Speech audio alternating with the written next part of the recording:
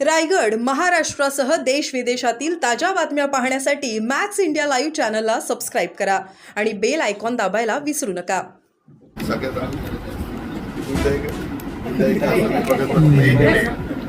सांगितलंय त्याची माहिती घेतो, असेल तर काढू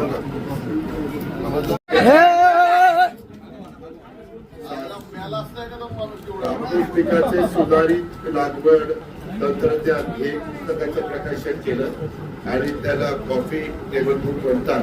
ते बीडचं असं आज आम्ही सगळ्यांनी हे दादा बीड जिल्ह्यात कायदा सुव्यवस्थेचा विषय दादा बीड जिल्ह्यातील कायदा सुव्यवस्थेचा विषय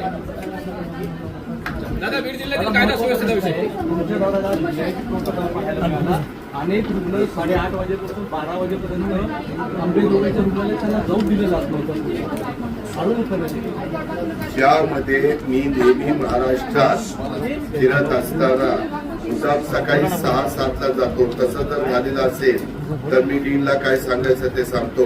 पुढच्या वेळेस मला तिथं जायचं असेल काय मी इतके सगळे तुमच्या पद्धतीने तुम्हाला प्रश्न विचारायचा अधिकार आहे. परंतु ह्याच्या आधी पुढे तिथं इतपत काय बघत होतं तुम्हाला माहिती आहे. मी प्रश्न सोडायला जातोय. प्रश्न सोडवत असताना मला ते एकदा तरी नजरेखाली घातलं पाहिजे, ते बघितलं पाहिजे. आम्ही कधीच कोणाला सांगत नाही की बाबा आमच्यामुळे इतरांना त्रास नाही. मी तर नेहमी म्हणतो की आम्ही लोकप्रतिनिधी जनतेचे सेवक आहोत. आमच्या वेळेस कुणालाही त्रास होता कामा नये ही आमची आम्ही काळजी घेतो. परंतु इथं अजून यांना माझ्या कामाची सवय झालेली नाहीये. हळूहळू होईल.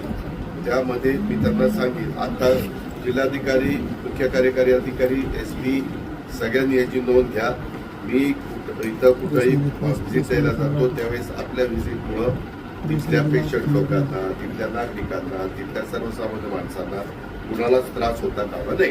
कायदा सुव्यवस्थेच्या संदर्भामध्ये काल देखील थांबायचं नाव घेत नाही. त्यामध्ये कायदा सुव्यवस्थेच्या बद्दल मी ताबडतोब त्यांच्याशी चर्चा केली. त्याच्यातले 6 लोक ऍक्टमध्ये टाकलेले आहेत. त्यांना जो काही कडक मोकोका वगैरे लावण्याच्या करता जे करावं लागतं ते पण केलं जात आहे. त्याच्यामध्ये अजून 2-3 राहिलेले ते पण पकडायला सांगितलेले. आता हे करण्याच्या मागे काय कारण घडलेले त्याच्याही खोलात जायला सांगितलेलं आहे. अशा पद्धतीनं जे वागतात त्यांना जात पात धर्म काही नसतो. ही विकृती आहे, ही गुंड प्रवृत्ती आहे. ती आपण खेचलीच पाहिजे. तिच्यावर एक वकूफ बसवलाच पाहिजे. त्याच्या संदर्भामध्ये स्वतः मुख्यमंत्र्यांनी पण लक्ष घातलंय, आम्ही पण लक्ष घातलंय. काही सूचना पण जिल्हा पोलीस प्रमुखांना दिलेल्या आहेत. आज पण त्यांना DPCच्या निमित्तानं जो काही निधी लागतो त्यांच्या इन्फ्रास्ट्रक्चरच्या दृष्टिकोनातनं तोही आम्ही त्यांना मंजूर केलेला आहे DPCनं. अशा पद्धतीनं आहे. आणि ती तशा प्रकारची घटना घडायच्या आधी देखील काय घडलेलं आहे, कुणी काही केलंय का, त्याही खोलामध्ये जाऊन इतंभूत माहिती मिळवण्याचं काम चाललेलं आहे. परंतु मी आज ह्या प्रेसच्या निमित्तानं माझ्या बीडकरांना सगळ्यांना सांगतो की असं कुणी वागू नका. हे कुणाचंही सहन केलं जाणार नाही.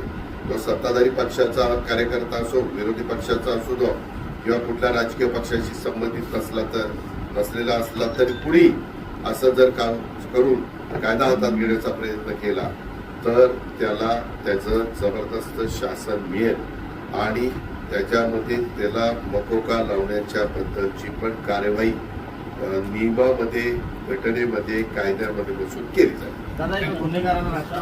स्थिती अशी नाही. यंदाच्या वर्षी गेल्या वर्षीच्या बजेटपेक्षा 40% निधी हा 40 आणि 39 सामाजिक न्याय आणि आदिवासी विभागाला वाढवून दिलेला आहे. हे सगळं करताना अर्थसंकल्पामध्ये संपूर्ण सभागृह त्याला मान्यता देतं, कॅबिनेट त्याला मान्यता देतं. सगळ्या विभागाच्याकडनं त्या सगळ्या गोष्टीची चर्चा केली जाते आणि तसा निर्णय घेतला जातो. हे सरकार सर्व जाती धर्माला त्या ठिकाणी न्याय देण्याचा प्रयत्न करत असतं. त्याच्यामुळे उलट आम्ही यंदा वाढवतो.